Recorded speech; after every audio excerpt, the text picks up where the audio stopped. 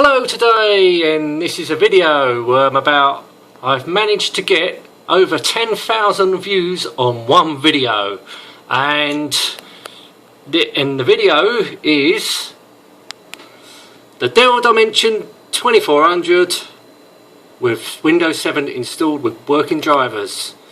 And I did post that almost 2 years ago, just under 2 years ago actually, November 2013. So there's a lot of people out there still with the old Dell Dimension 2400 curious to want to install Windows 7 on it. Well, installing with working drivers, yes, it worked, but it runs so slowly, so I do not know why people would want to do that, but I suppose people out there like to do it. And here is the Dell 2400, Dell Dimension 2400. What can I say about this machine? Right, it's an older machine. You've got to remember, this is a very old PC, dating back from, I'd say, the early 2000s, maybe 2001, 2002 time. It's had a few modifications. Still, I think that's the original screen, original keyboard, but it's not the original mouse, and obviously that's not the original CD-ROM. I think it obviously came with a CD-ROM, but I actually put a DVD-ROM in it with that white fan. But reason why it's white, it did have a black one in it, but I needed that black one for another computer, and so it got the white one. So I thought it looked a bit stupid if it was got something else there that's black, so I've just put the white thing in there. It looks totally crap anyway, but with this PC I don't really care because it's old and it didn't cost me nothing. I actually found this computer with the monitor, keyboard, and well, it was a mouse, but I think I got rid of that ages ago because I had another Dell machine which I sold. But this computer I actually found. Well, I didn't find.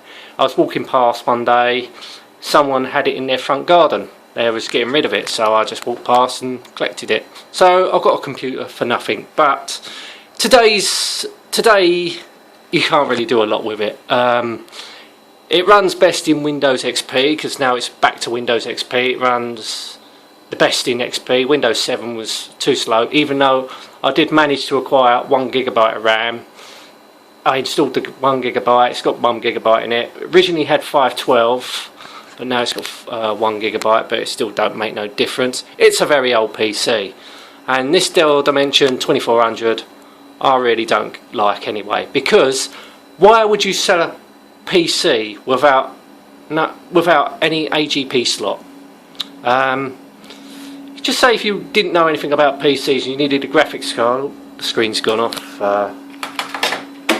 There you go, doesn't matter anyway. So yes, if you didn't know nothing about PCs, you need a graphics card, and you think, oh, it's got an AGP slot, and you open it up, where the hell is the AGP slot? Well, it ain't there. Then you'd be pretty stuffed, wouldn't you? But no, I'm not a big fan of this computer. I wouldn't never have bought this back in the day. No way. I honestly think it's crap. Sorry, but it's a crap PC. I think the majority who viewed that video are North American, come from the United States mainly, I would say. So I think they like their old PCs out there. But to me, once a PC's had its day, that's it. That's it. It's not sentimental. It's nothing like that. But I will show you a computer which to me would be sentimental, and I've still got it, and it's right here. It's not my original Amstrad CPC 464, but it is one of the original Amstrad CPC 464s. My original one broke back in the day. I've had 4 of these in total. This is the 4th one. This actually was my best friend's. He let me have this. But to me, okay, that's got significantly got more power than that. Obviously that's got 1 GB of RAM, started out I say 512, or it could have been 250, I don't know. When these computers came out, I don't know what the standard RAM was. To be honest with you, I didn't care because they're rubbish.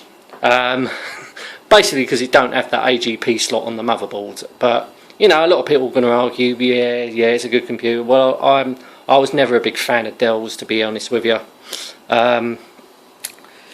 No, I just didn't like it. But when you get a new PC, you just discard them, really. You don't think nothing of them. Well, that's me anyway. Once I had another better PC, that's it. The old PC just got left to one side or got rid of. But this, on the other hand, this is an old 8-bit computer. You probably won't know anything about these if you're living in North America, because these, unfortunately, was not shipped to North America. Well, they was, but it was a big flop, because this was a computer that rivaled the Commodore 64. I know they was out in North America, and Sinclair ZX Spectrum and other 8-bit computers in Europe, Australia. It did rather well. It sold very well. There's a lot of big fans out there still today, and they are still writing programs for these computers. To me, okay, in performance that'll thrash it, but to me, it's more the sentimental value. This has got much more sentimental value than that, which is just a PC. But this, there's more to it. I mean, I had one of these when I was a child growing up. I used to play a lot of games on it. It is a great computer. Yeah, obviously. In North America, you think, what the hell am I talking about? Well, if you owned a Commodore 64, you'll probably know what I'm talking about. But you know, that's got 1 GB of RAM. That's got 64K of RAM.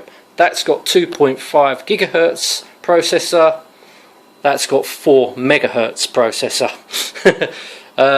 20 gig hard drive, DVD-ROM. I think that's it. Of storage, and a floppy disk drive, by the way. And what's that got?